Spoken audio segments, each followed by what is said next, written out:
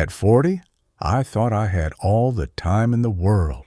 I believed the clock would slow down when I needed it to, but time doesn't negotiate. It teaches, and what it taught me changed everything about how I live now. There's a peculiar confidence that comes with being 40. You're no longer young enough to be reckless, but not old enough to feel urgency. You stand in that comfortable middle ground where tomorrow feels like a promise the universe made just for you.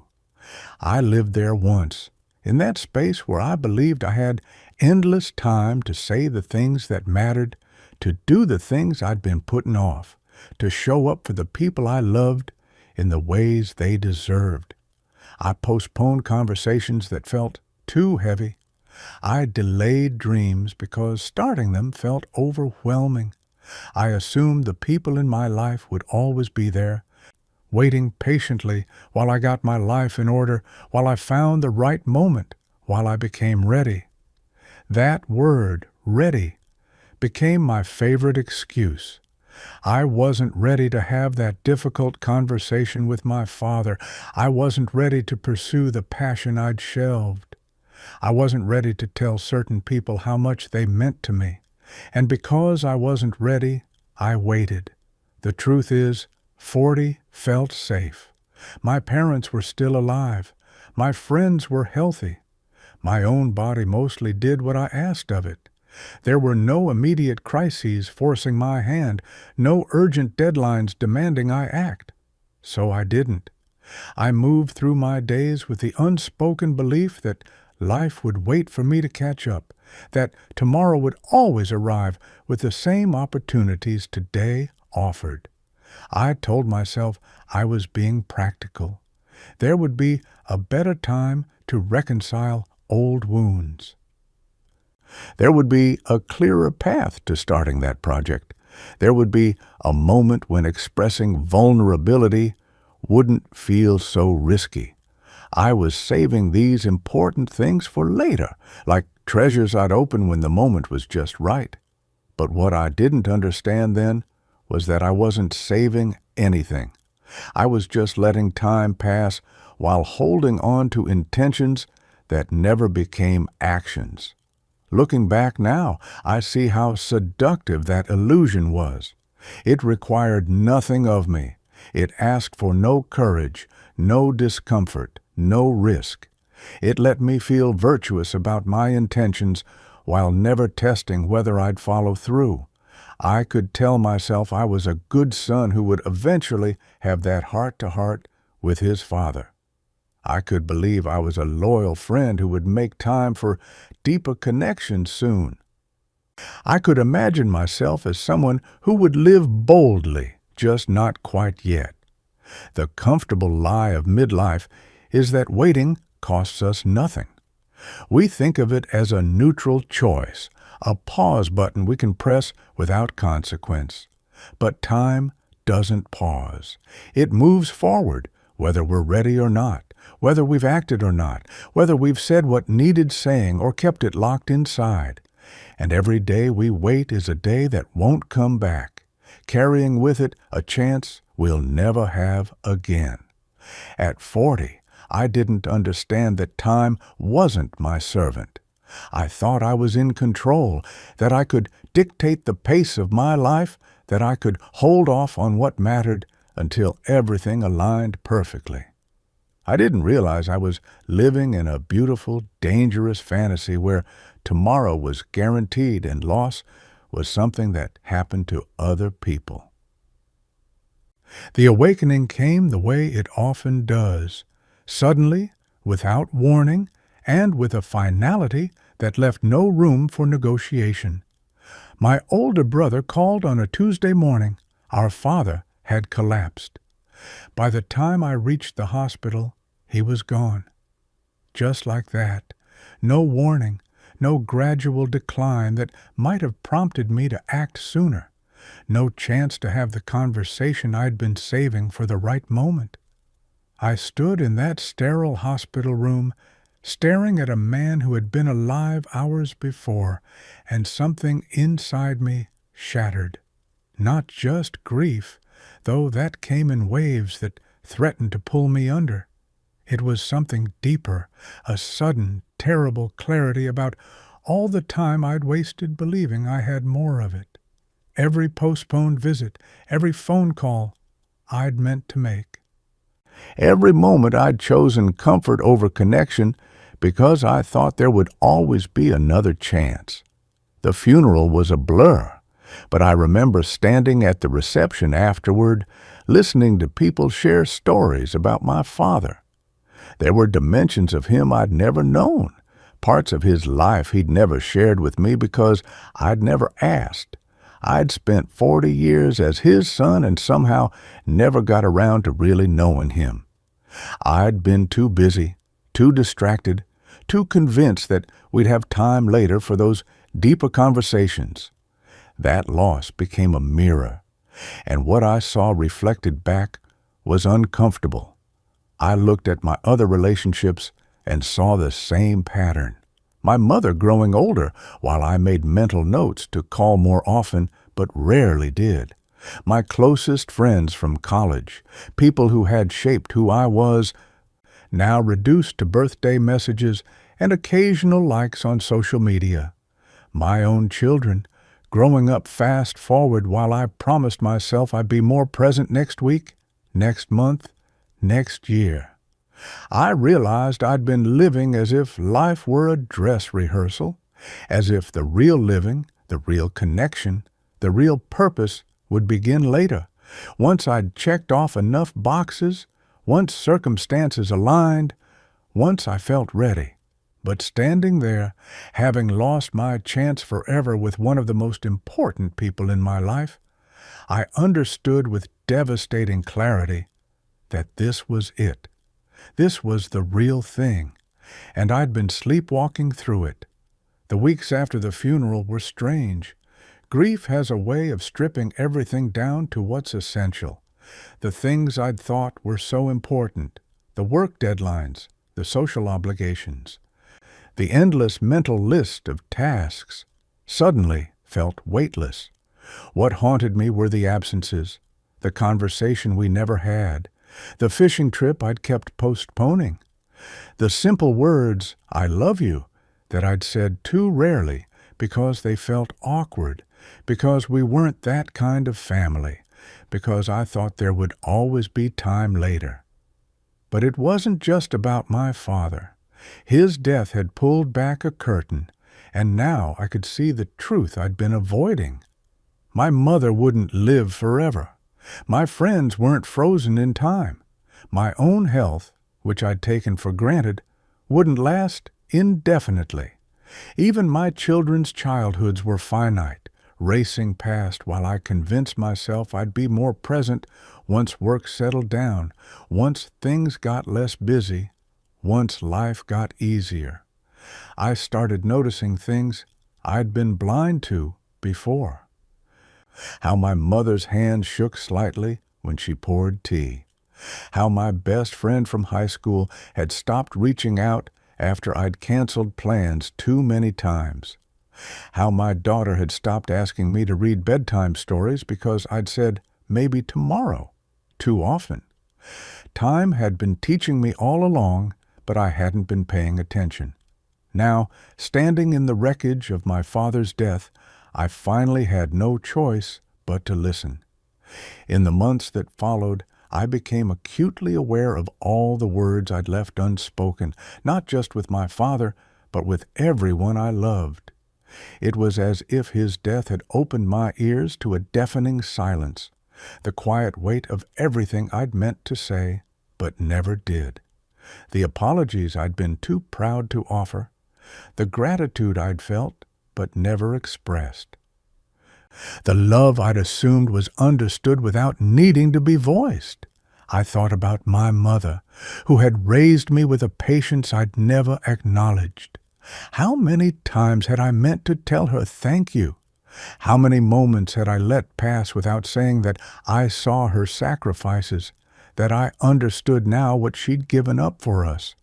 I'd always planned to tell her someday when the moment felt right.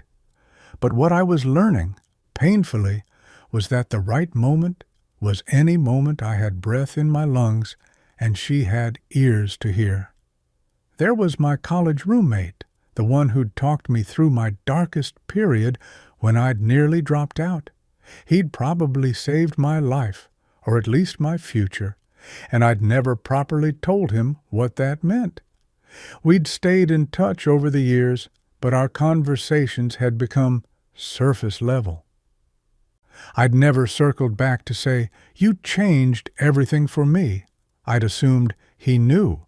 I'd assumed there would be time. I'd assumed wrong.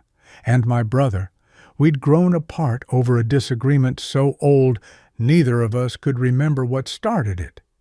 Pride had kept us at arm's length for years, and I'd convinced myself that eventually we'd work it out, that time would soften the edges, that one day we'd laugh about it.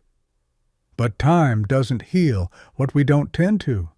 It just lets wounds become scars we carry in silence. What haunted me most were the words I'd never said to my father. Not just, "I love you," though I'd said that too rarely, but the deeper things. "I forgive you for not being perfect. I understand now that you were doing your best. I see you not just as my father, but as a man who carried his own wounds and still showed up for us." These were the words that lived in my chest now, with nowhere to go, no ears to receive them. I learned that silence has weight. Every unspoken apology becomes a barrier between people. Every unexpressed gratitude becomes a missed opportunity for connection. Every "I love you" we swallow down becomes a small tragedy, a chance for warmth that turned cold because we were too afraid, too busy, too convinced that later would do just fine. The cruelest thing about unspoken words is that we often save them for the people who matter most.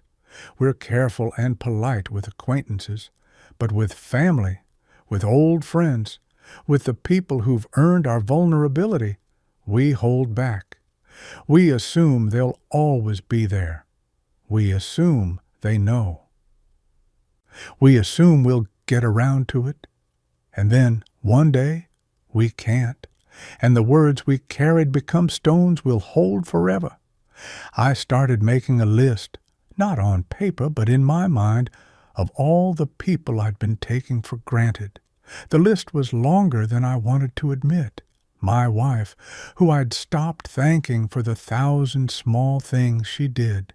My children, who I'd stopped telling about the pride I felt watching them grow. My sister, who I'd never told how much her steady presence meant during chaotic times. Friends who'd been patient with my absence, waiting for me to reciprocate the care they'd shown. What I hadn't understood at 40 was that words aren't just sounds we make. They're bridges we build, or fail to build, between hearts. They're the way we make our inner world visible to others.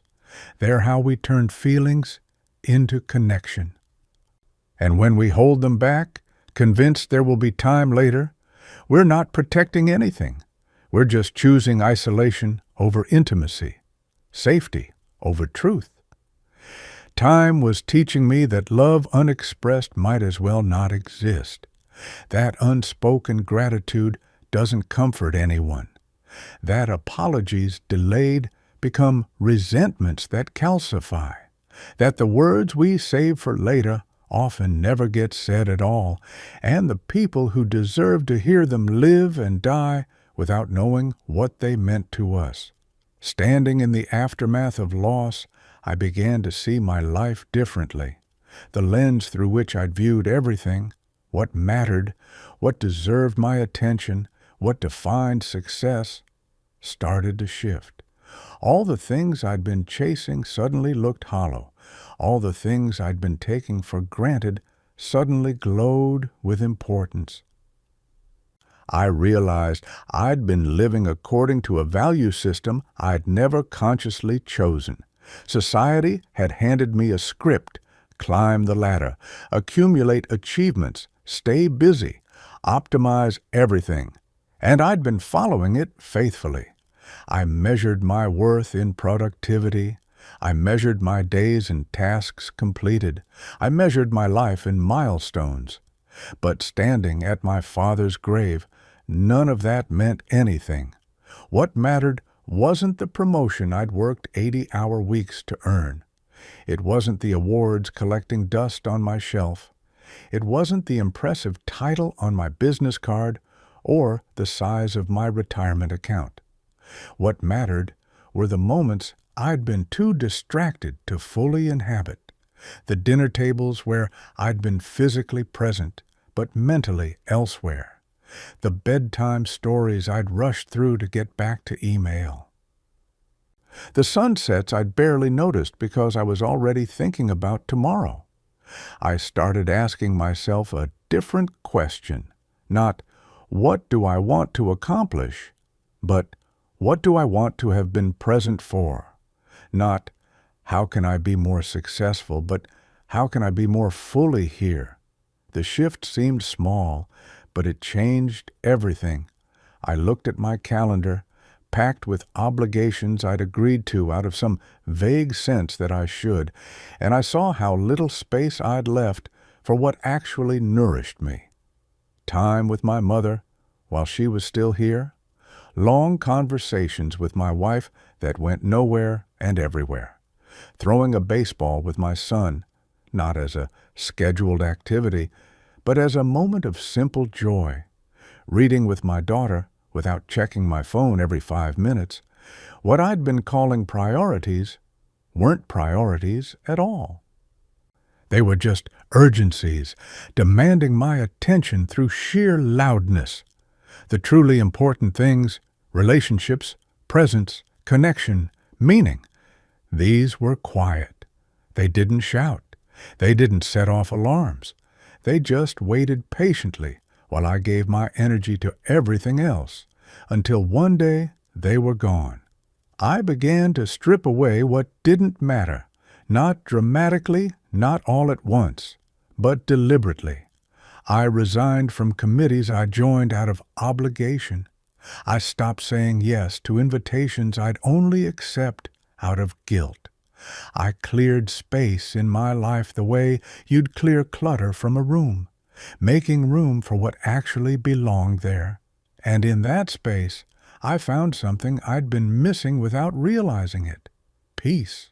Not the peace of having nothing to do, but the peace of knowing I was doing what mattered, of being where I wanted to be, with who I wanted to be with, for reasons that were mine.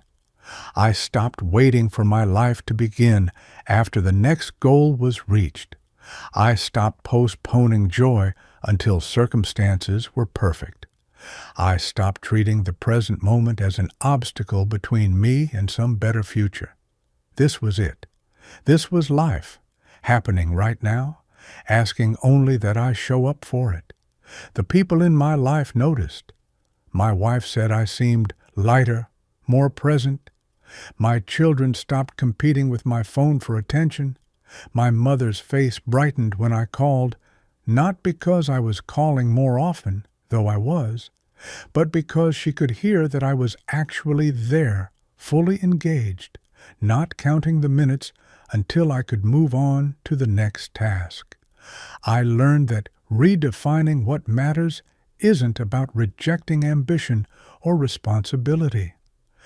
It's about getting clear on what you're ambitious for and what you're responsible for. I'm still ambitious, but now it's an ambition to be present for my life rather than to optimize it. I'm still responsible, but now it's to the people who love me rather than to every demand on my time. What I didn't understand at 40 was that life doesn't reward the most productive. It rewards the most present. It doesn't remember who had the cleanest inbox or the most impressive resume. It remembers who showed up, who paid attention, who loved while they had the chance. For years, I'd been waiting for the right moment to be vulnerable, waiting for circumstances to align before I took action, waiting for some future version of myself who would be braver, wiser, more ready. I'd convinced myself that good things required perfect timing, that important actions deserved ideal conditions, that I should hold back until everything was just right. But my father's death taught me something that no amount of preparation could have. Perfect moments don't exist. Or rather, every moment is already perfect for what needs to be done, if only we'd stop waiting and start living. I used to think that meaningful conversations required the right setting, the right mood, the right words carefully prepared. So I'd wait for holidays, for special occasions, for times when everyone was relaxed and open. But holidays came and went, special occasions passed, and the conversations I'd been saving never happened because I was still waiting for some mythical, perfect moment that never arrived. I began to understand that waiting for perfection was just another form of hiding. It was a way to avoid the discomfort of being real, of being vulnerable, of risking that my words might land awkwardly or my gesture might be misunderstood. Perfection was a shield I'd been holding up between me and life, and it had kept me safe, but also kept me distant. So I started choosing now, not someday, not when things settled down, not when I felt more ready, now. I called my mother on a random Tuesday, not because it was her birthday or a holiday, but because I wanted to hear her voice. I told my wife I loved her in the middle of an ordinary morning, not waiting for an anniversary or a romantic setting. I sat down with my son and had the conversation I'd been postponing, even though the timing wasn't ideal and I didn't have all the right words. And something remarkable happened. These imperfect moments, messy, awkward, real, they were better than any perfect moment I'd been imagining. My mother's surprise and joy at an unexpected call meant more than any carefully planned visit. My wife's smile in our kitchen, still in her pajamas, was more intimate than any candlelit dinner. My son's openness when I finally just showed up and talked without waiting for the perfect opportunity created a connection that years of waiting had prevented. I learned that presence doesn't require perfection. It just requires showing up, being there, choosing this moment over some imaginary better one that may never come. The messy present was infinitely more valuable than the polished future I'd been waiting for. I stopped saying, "Let's do this when things calm down," because things never calm down. I stopped saying, "We should get together sometime," and started saying, "How about Thursday?" I stopped waiting to feel brave enough to apologize, and just apologized, voice shaking, words imperfect. I stopped waiting for my children to need me in some obvious way and started showing up in small, ordinary ways that ended up mattering more. What I'd been calling perfectionism was really just fear wearing a more acceptable face. Fear of being rejected, fear of being vulnerable, fear of trying and failing, fear of showing up as my imperfect self and being seen. But time was teaching me that these fears, when indulged, don't protect us. They just rob us of life. Now I choose messy action over perfect inaction. I choose a vulnerable presence over a comfortable distance. I choose the awkward, imperfect now over the polished someday that never arrives. Because what I learned standing at my father's grave was that he never needed me to show up perfectly. He just needed me to show up. There's a difference between panic and purpose, between desperation and determination, between racing frantically against time and moving deliberately within it. After my father's death, I could have spiraled into frantic urgency, trying to cram everything into every moment, exhausting myself and everyone around me. But that's not what happened.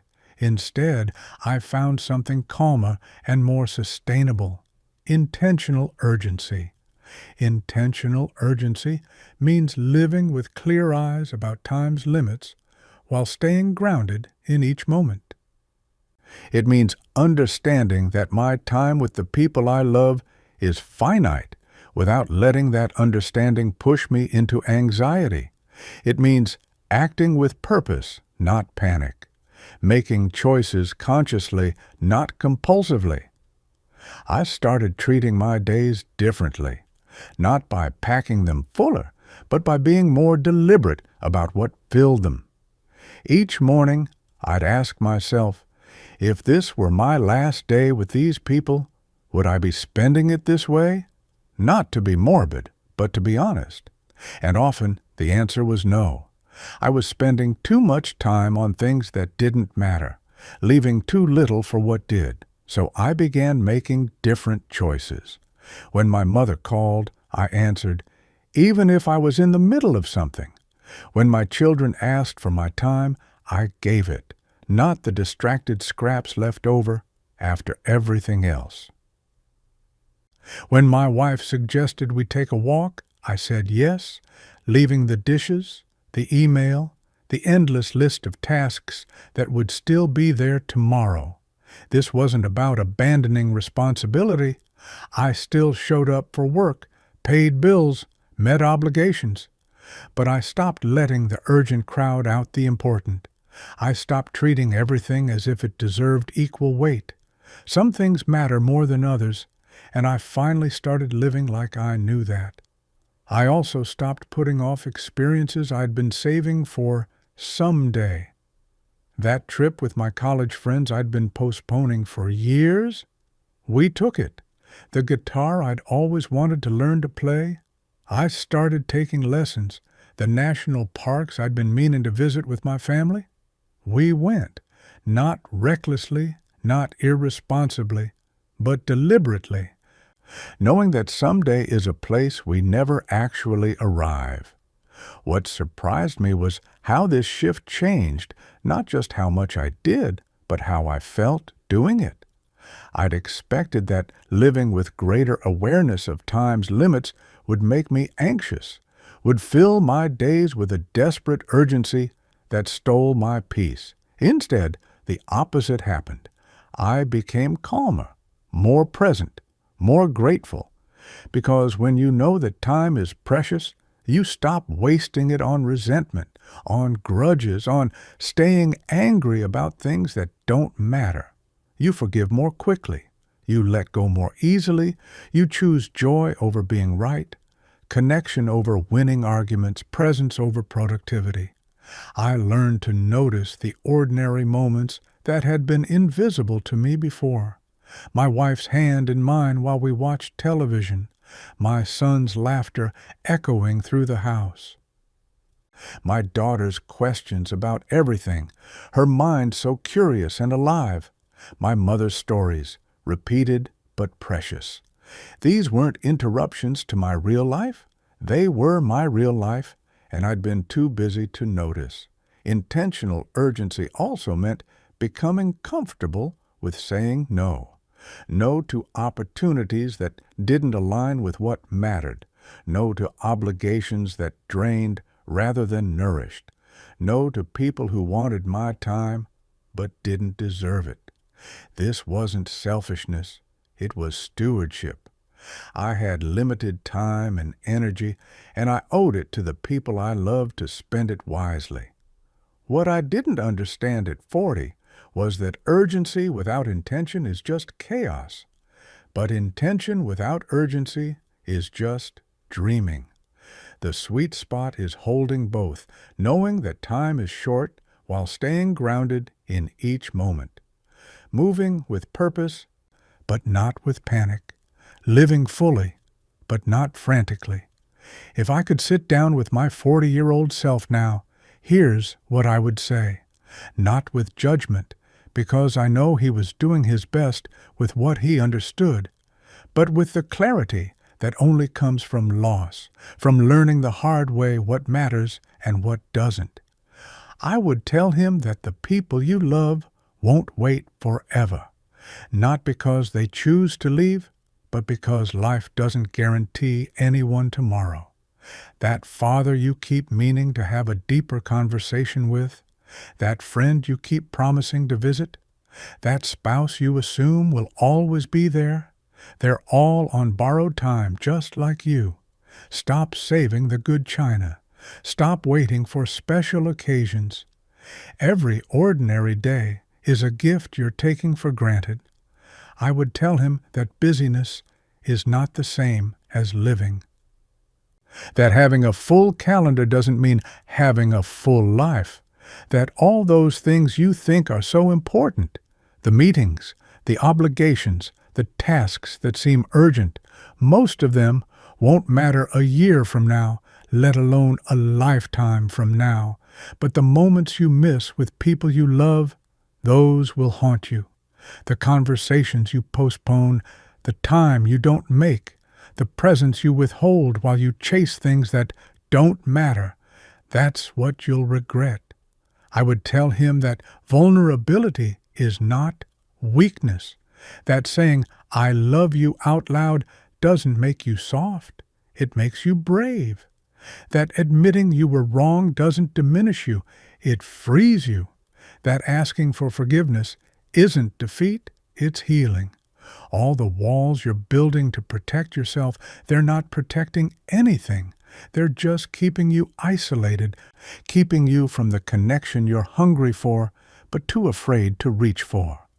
I would tell him that your children will not stay small, that the window for bedtime stories and piggyback rides and questions about everything is closing faster than you think, that every time you say, "not now," or "maybe later," or "I'm too tired," you're spending currency you can't get back.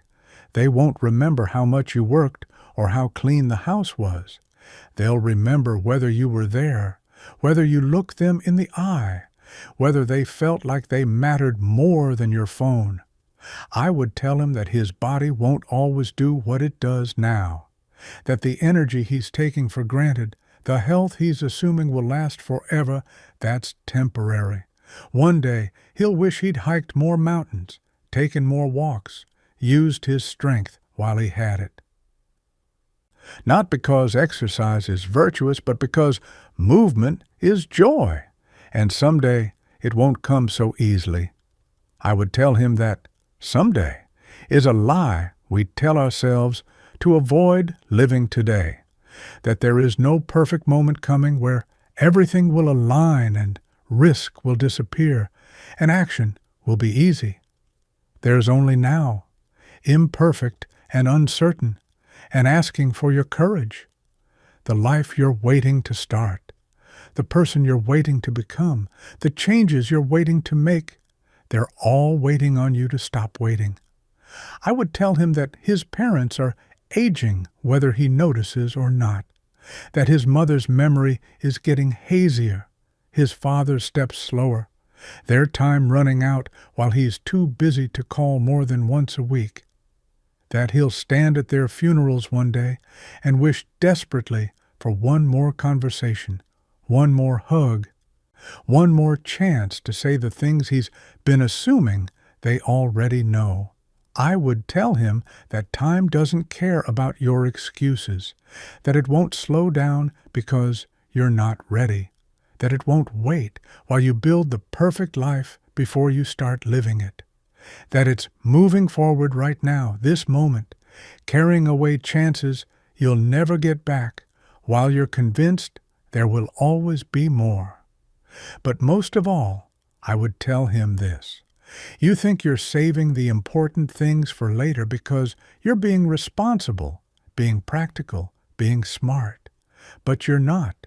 You're just being afraid, afraid of vulnerability, afraid of change, afraid of living fully because full living requires risk.